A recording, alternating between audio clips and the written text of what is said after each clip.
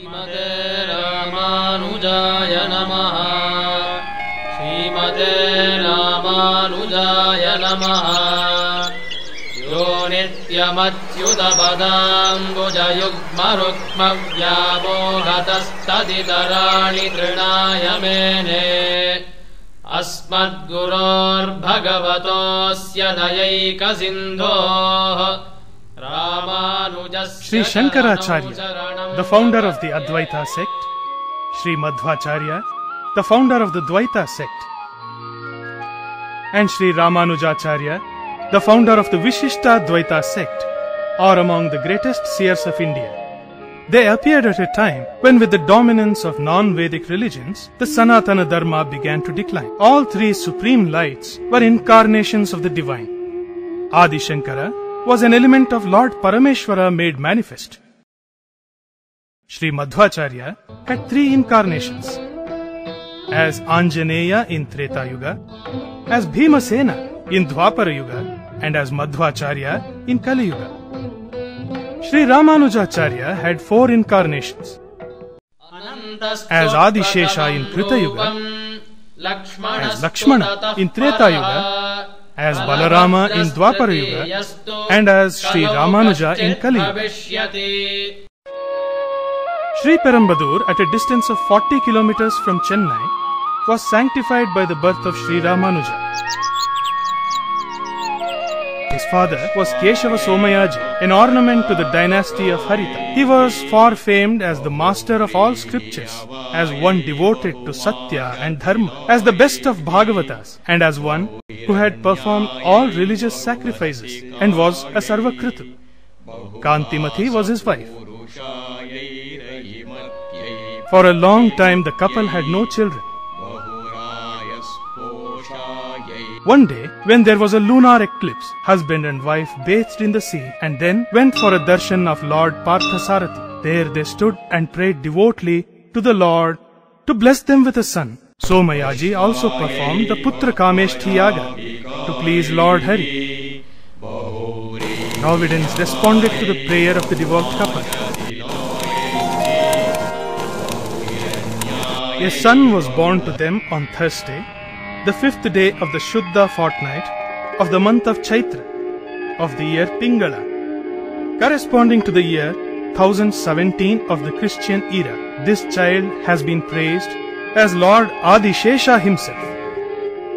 It has also been said that Sri Ramanuja is the incarnation of the 5 weapons of God. Somayaji and his wife were ecstatic at the sight of the infant, lustrous like the rising sun, Ilai Perumal or Lakshmana. The child grew up to become the celebrated Sri Ramanujacharya. Dyutimati was the younger sister of Kantimati. Her husband was Kamalanayana Bhatta. Their son was Govinda Bhatta. It was believed that an element of Garuda dwelt in Govinda Bhatta. Radiant like the Ashwini deities, Ramanuja and Govinda Bhatta grew up together. Sri Shaila Purna, Kantimati's brother, endowed Ramanuja with his own deep knowledge. The boy's powers of comprehension were extraordinary. By the time he completed 16 years, he was proficient in the Vedas and a master of 14 branches of knowledge. Somayaji found a worthy bride for his son. Rakshambal became the wife of Ramanuja. She was also called Tanjamambal.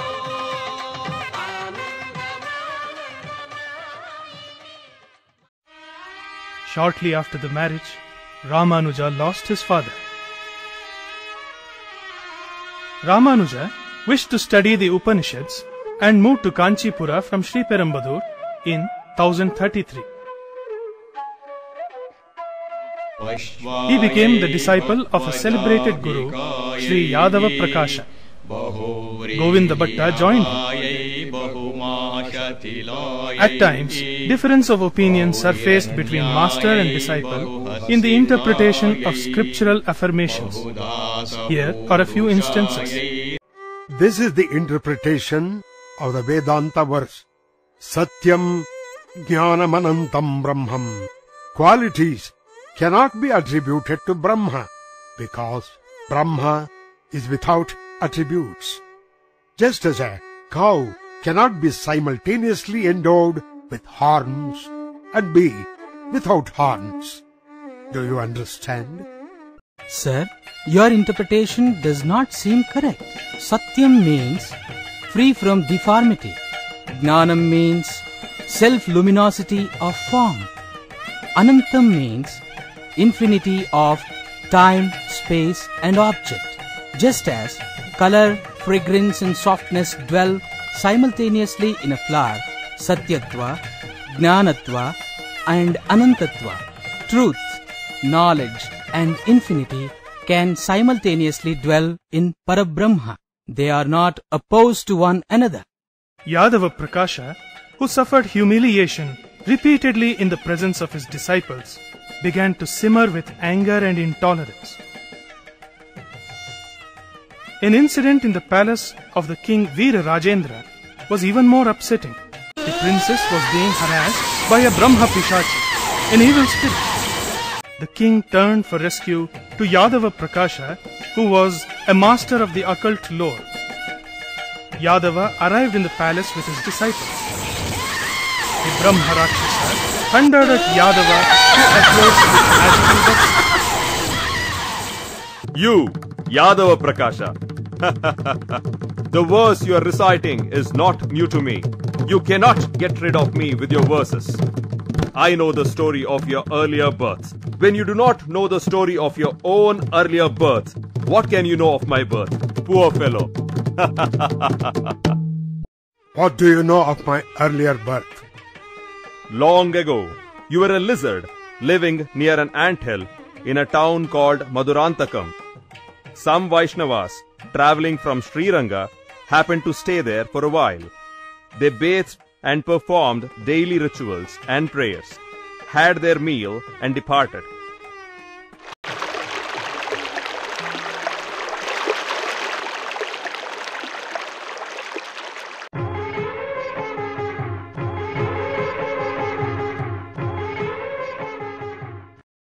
They had thrown the leftovers there and also spilt some sacred water. You consumed the leftovers and drank the holy water, and so you attained this noble birth. Let that be. What about your earlier birth? I was once a noble Brahmin. There were lapses while I was performing sacrifices, and so I became a Brahma Rakshasa. You boasted that the sacred verses I uttered could not subdue you. Then, who can overcome you? Look at that great radiant Brahmin standing over there, Ramanuja, who is your disciple. He is not ordinary. A divine element is enshrined in him.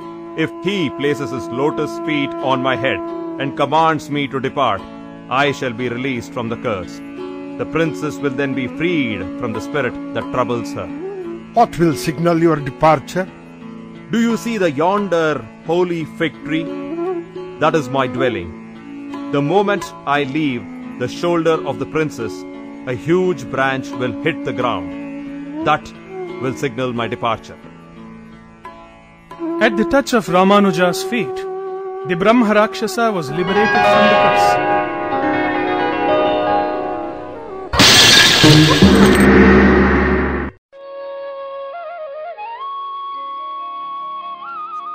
The princess, now freed from the clutches of the spirit, shone like Rohini liberated from an eclipse.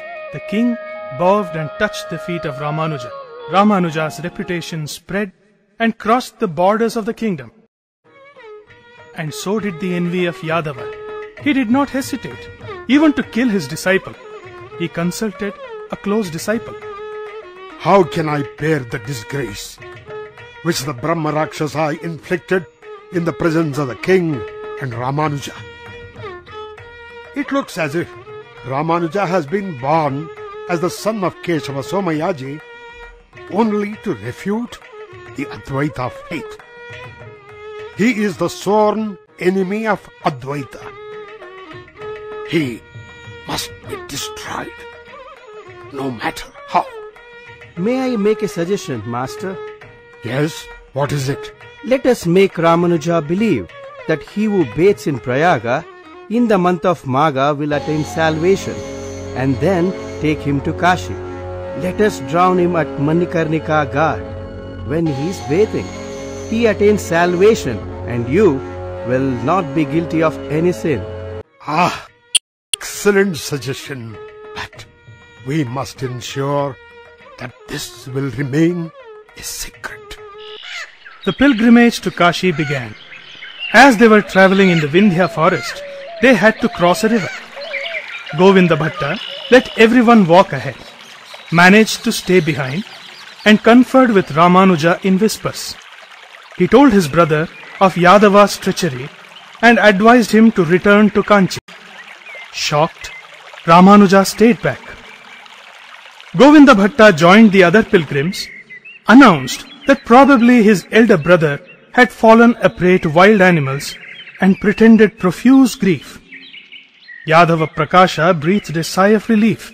As Yadava and his disciples were bathing in the Ganga in the month of Magha, a Shivalinga floated to where Govinda Bhatta was.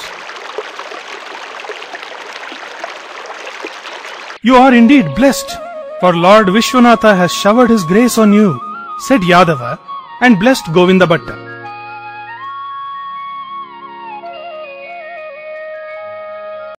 Govinda Bhatta installed the linga in his native town Srimangala and went to Kalahasti, where he became immersed in the worship of Lord Shiva.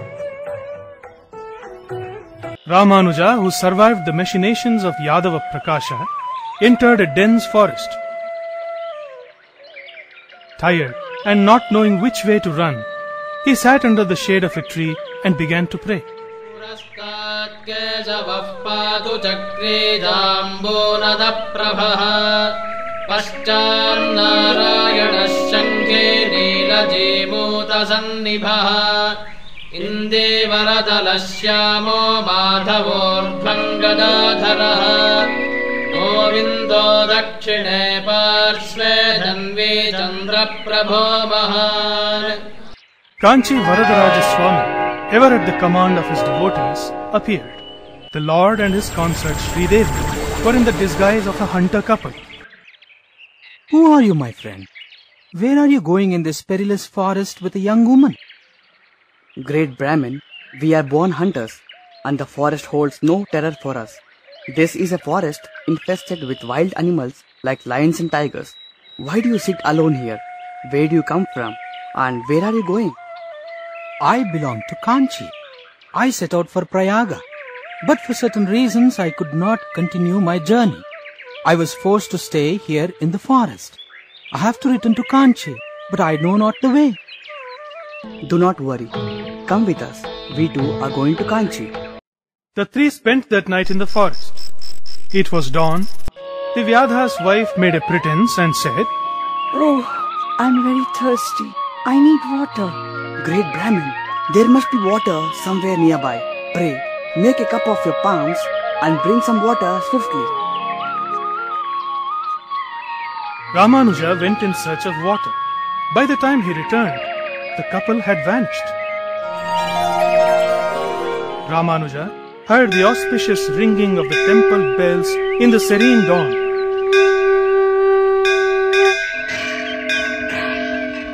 Astonished, he looked up to see the shining towers of the temples of Kanchi. Ramanuja was thrilled. Pondering over the divine sport of the gracious Lord, Ramanuja was in ecstasies. Thereafter, he used to meditate on the Lord in the sacred company of Kanchi Purna, who was a disciple of Yamunacharya. Ramanuja would go into a reverie. After some days, Yadava Prakasha completed his pilgrimage to Kashi and returned to Kanchi with his disciples. He was taken aback to see Ramanuja there. Ramanuja offered obeisance to his guru and explained that he had lost his way in the forest. He continued his tutelage under Yadava Prakasha. In the meanwhile, Yamunacharya learnt about the miraculous episode and decided that only Ramanuja was worthy of succeeding him and adorning the Guru Peetha. he went to Kanchi with some disciples in order to meet him. Arriving at the Varadaraja temple, he met Kanchi Purna and made enquiries about Ramanuja. Kanchi Purna pointed out Ramanuja, who shone like the morning sun. Yamunacharya was thrilled at the amazing luster of Ramanuja. He blessed Ramanuja that he may attain perfection and spread Sri Vaishnavism far and wide.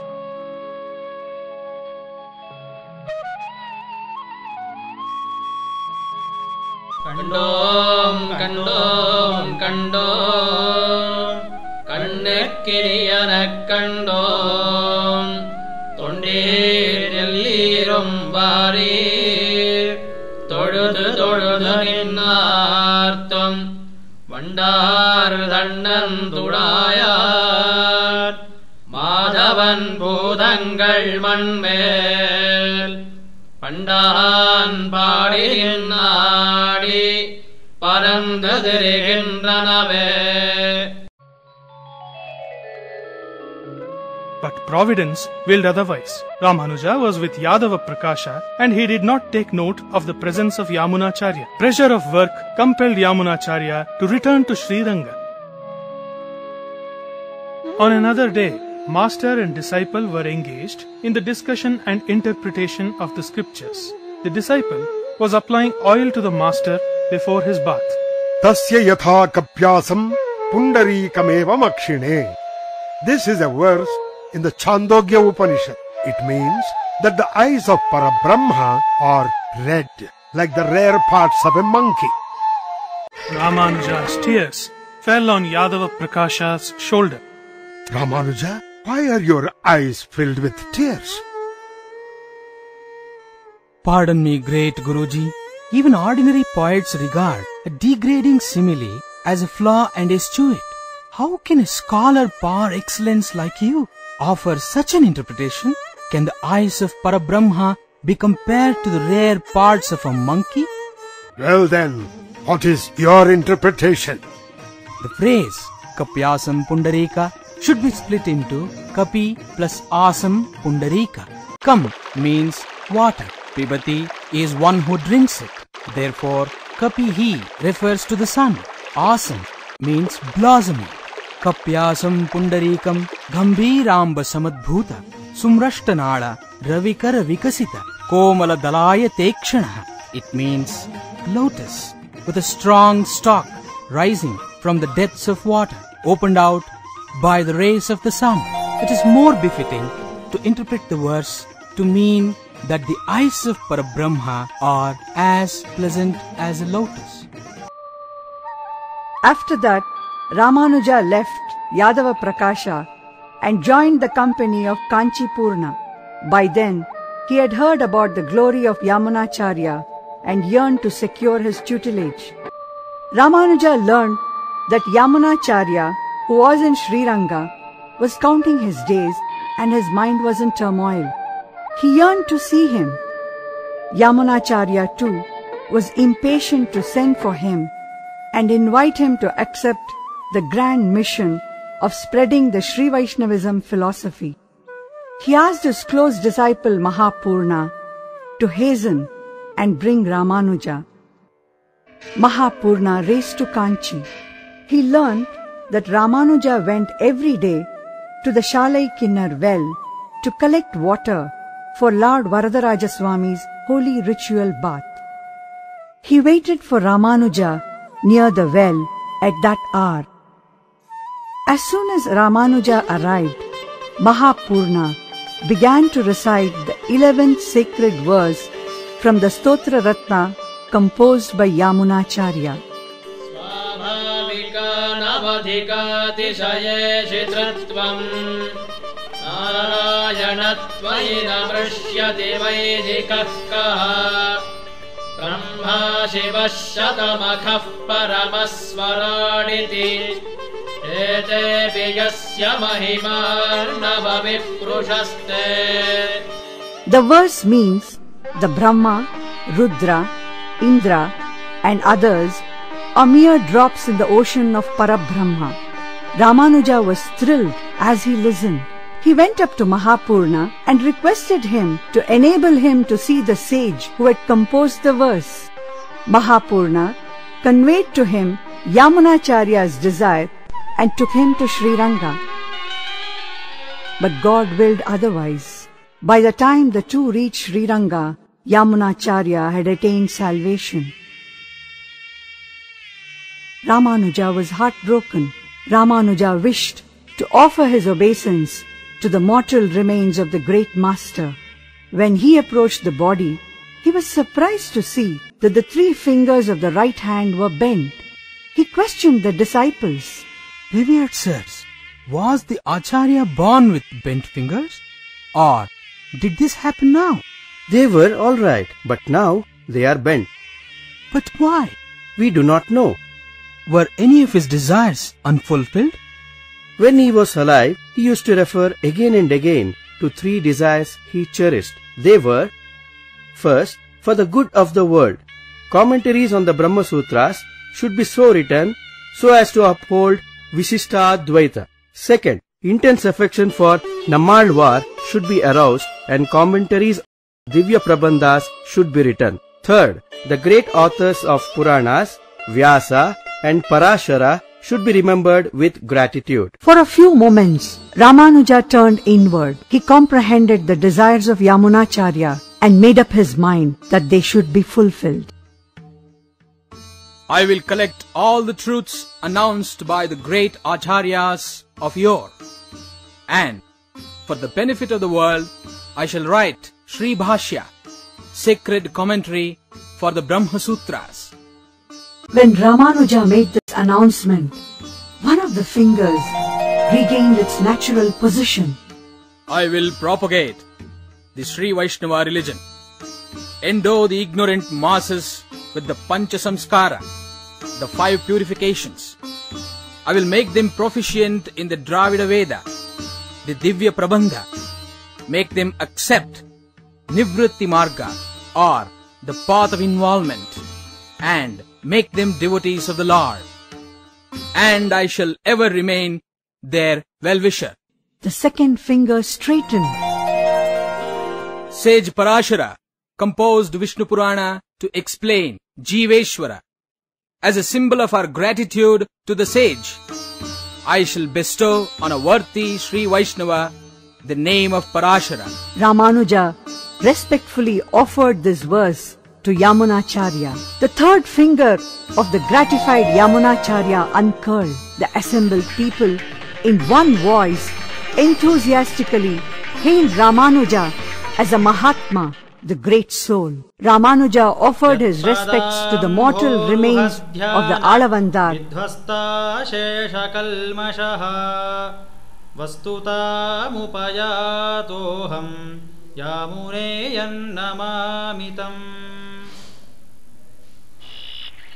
And returned to Kanchi. Rakshamba, the wife of Ramanuja, was a prisoner of tradition, and she could not comprehend Ramanuja's magnanimity and his overflowing compassion. And so, differences appeared between husband and wife at times and left both unhappy. Here is one such episode. Rakshambal, I have invited to dinner today a supreme devotee and my guru, Kanchi Purna. Prepare delicacies which will please him. What are you saying? Can a non-Brahmin have food in the house of a noble Brahmin? What will our neighbors think? Kanchi Purna's devotion to the Lord is boundless. He is an absolute master of the spiritual lore.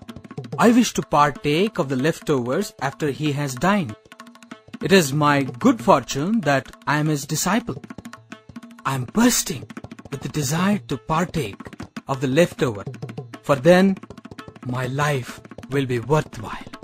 If he is so learned, should he not realize that he is a Vaishya and you a Brahmin? How could he accept your invitation? Purity and pollution are the very essence of the state of Brahminhood. Are you going to discard them?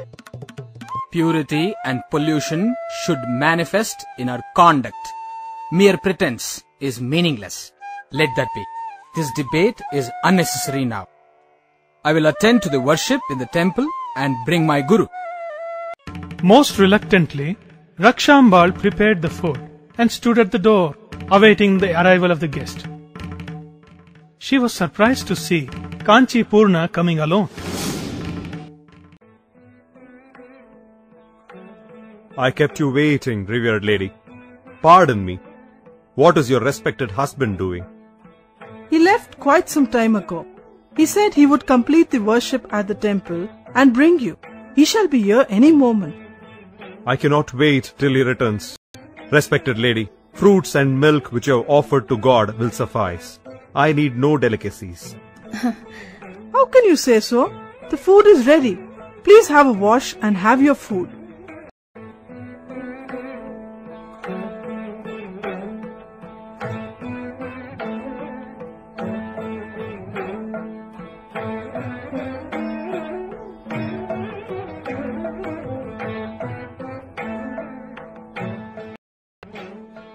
Owing to Rakshambal's persuasion, Kanchi Purna ate his meal.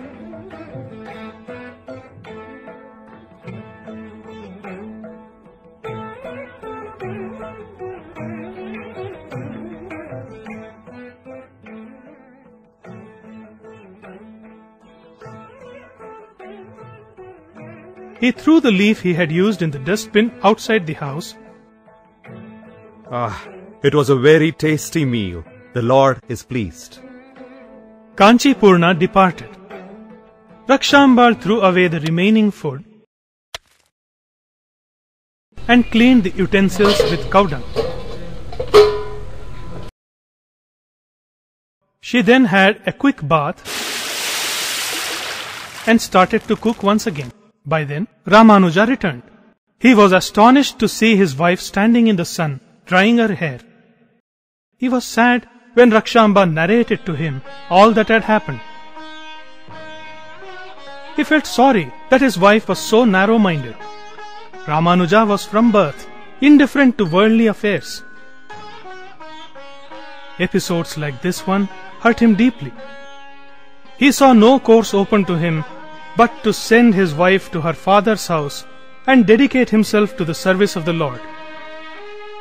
He hastened to Kanchi Purna to seek his forgiveness. He touched his feet and begged his forgiveness. I surrender to you. I beseech you to accept me here and now as your disciple. Ramanuja, your request is not a proper one. How can I grant it? How can I accede? Revered sir, I have certain doubts. Please submit them to Lord Varadarajaswami and convey the answer to me.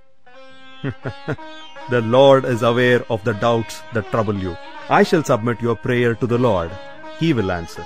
This same night, while offering services to the Lord, Kanchi Purna placed before him Ramanuja's prayer. The Lord responded to the prayer of his devotee.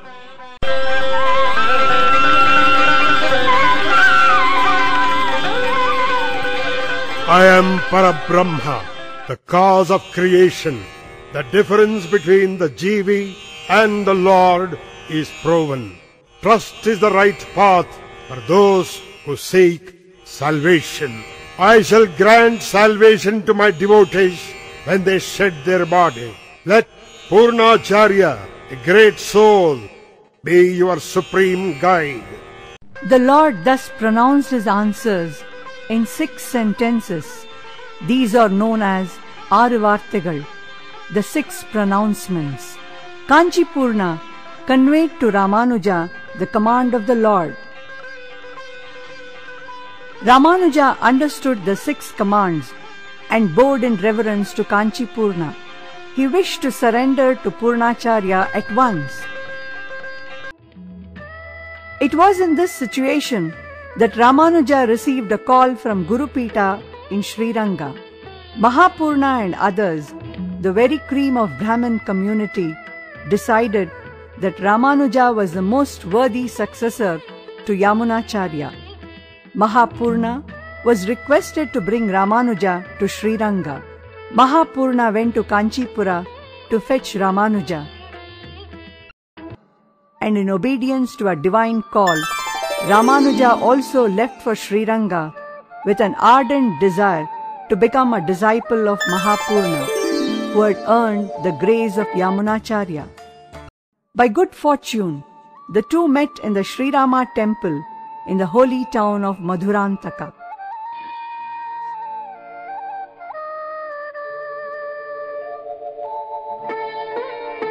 Ramanuja prostrated before Mahapurna and pleaded with him to accept him as his disciple. We can go to Kanchipura and celebrate this happy event, can't we? Great, sir. You know quite well that Providence deprived me the privilege of meeting Yamunacharya. What certainty is there that I shall be alive tomorrow? If my soul is to find the right path, you should be pleased to accept me as a disciple and confer the Panchasamskaras on me here and now. God's will be done. Under the supervision of Mahapurna, preparations were made to confer the Panchasamskaras on Ramanuja. In the presence of Sri Rama, the sacred Agni was installed. The sacrifices, Purusha Sukta Homa, Charu Homa and Ajaya Homa were all performed with the Mula Mantra. The Sudarshana Chakra and the Panchajanya were ritualistically worshipped. The Panchasamskara ritual was performed under a peepal tree in the presence of Sri Ramachandra.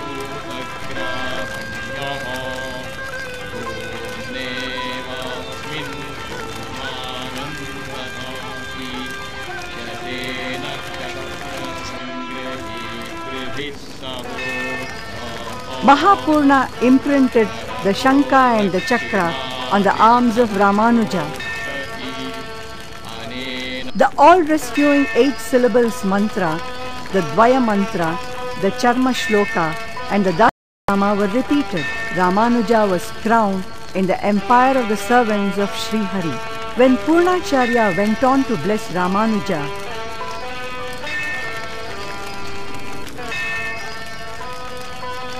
After Yamunacharya, you alone are worthy of guiding everyone in the tradition of Acharyas. No one but you can show the route to the Supreme Lord. the joyous cries of the Brahmins reached the very gates of heaven. Thereafter, Mahapurna stayed in Kanchi and taught Ramanuja the sacred texts written by the earlier Acharyas, which expounded their religion. It was during Mahapurna's stay in Kanchi that there was an unpleasant episode about him also by Ramanuja's family. Mahapurna departed from Ramanuja's house. Ramanuja was unhappy and left his wife in her father's house. Ramanuja renounced everything in order to dedicate himself to the service of the Lord's devotees. Lord Varadarajaswami himself initiated him into the sannyasi order. This was in 1049. Kanchipurna brought Sri Ramanuja, now a sannyasi, to the mutt with great joy. From that day, Sri Ramanuja came to be known as Yatiraja. It was Ramanuja's fervent desire to study at the feet of Yamunacharya, but since that desire could not be fulfilled, he wanted to go to Sriranga and sought guidance from Mahapurna, a towering scholar. Ramanuja, in Tirukottiyar, which is nearby, there is a great person by name Goshtipurna. Go to him and request him to initiate you into the Sri Vaishnava mantra. So Ramanuja went there. Goshtipurna initiated him into the 8-syllable sacred verse Om Namo Narayanaya and then said to him, Beware, if you teach this sacred verse to unworthy people like Shudras, you will be condemned to hell. It is your responsibility to ensure that the sanctity of this mantra is not sullied. So he warned. This caused a mental conflict in Ramanujacharya, but he said nothing. A divine peace filled his mind after the master initiated him. He prostrated before his master and was about to take leave. There is a special worship in the temple today because of the local fair. After attending the worship, you can have your meal with us and then return.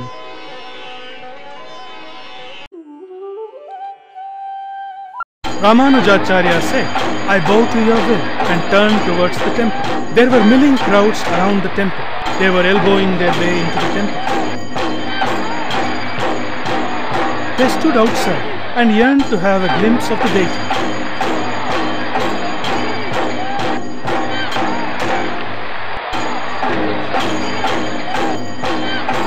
Ramanujacharya was deeply perturbed. For a few moments, he sat under a peepal tree outside the temple, lost in thought. Those who saw his splendid form felt they were in the presence of divinity. A thought took concrete shape in his mind, and he formed the noble resolve to teach these humble men and women the sacred verse he had received. He climbed up the tower. In a loud and clear voice, he taught the sacred verse to one and all. In simple and clear words, he brought out the inner meaning of the verse. The gathering repeated the verse thrice. Om Namo Narayanaya, and the very air was thrilled. The atmosphere was charged, and holiness pervaded. A disciple carried to Goshtipurna a report of all that had happened. Did I not warn you that he who teaches the verse to an unworthy person will be doomed to hell? And yet you disobeyed me. Have you not proved a traitor to a guru? Forgive me, great sire, by transgressing your command. Only I go to hell, but thousands will be happy and have peace of mind. It was this thought that emboldened me to teach them the verse. I beg of you, please forgive me. Ramanuja's magnanimity moved Goshtipurna deeply. He praised him as a noble person and embraced him. Since then, the Lord Sri Ranganatha Swami himself has named this Emberumanar Darshanam and blessed it. Sarvadesha Swavyahata Parakrama Ramanujarya Divyagya Vardhadam Abhivardhadam Ramanujarya Divyagya Prativasaramuджvala Digantavyapini Bhuyat Sahi Lokahitaishini. By now, it became clear to Yadava Prakasha that the hunter couple who rescued Ramanujacharya were none other than Lakshmi Devi and Narayana, and that Ramanujacharya was a divine incarnation. So nursing hostility would spell total ruin to himself. His mother's words, Following Sri Ramanujacharya's religion will bring you prosperity. These words now echoed and re-echoed in his ears. He went to his mother and unburdened his troubled soul. Mother, I am a sannyasi of the Advaita faith. I have given up the tuft of hair on the head and the sacred thread. Now, if I have to become a Tridanda sannyasi, I have to perform atonement by going round the world.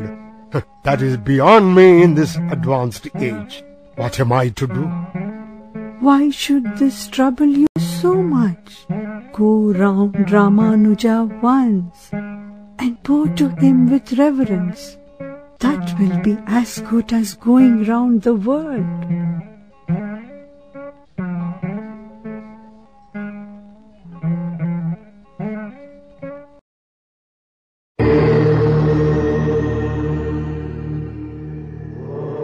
Ramanujacharya accepted Yadava Prakasha as a disciple and gave him the name of Govindajiya. Kuresha and Dasharati were close to Ramanujacharya.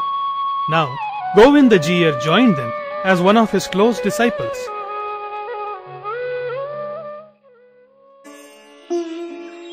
Ramanujacharya now wished to bring his brother Govinda Bhatta, a devotee of Shiva, into the Sri Vaishnava faith.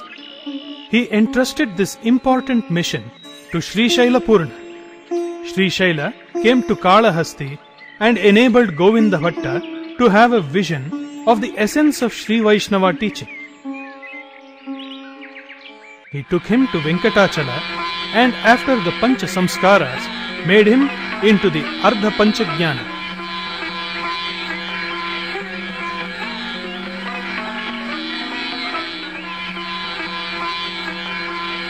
He then placed Govinda Bhatta at the feet of the Acharya. Because of the enlightenment he had received, Govinda Bhatta sought to serve Ramanuja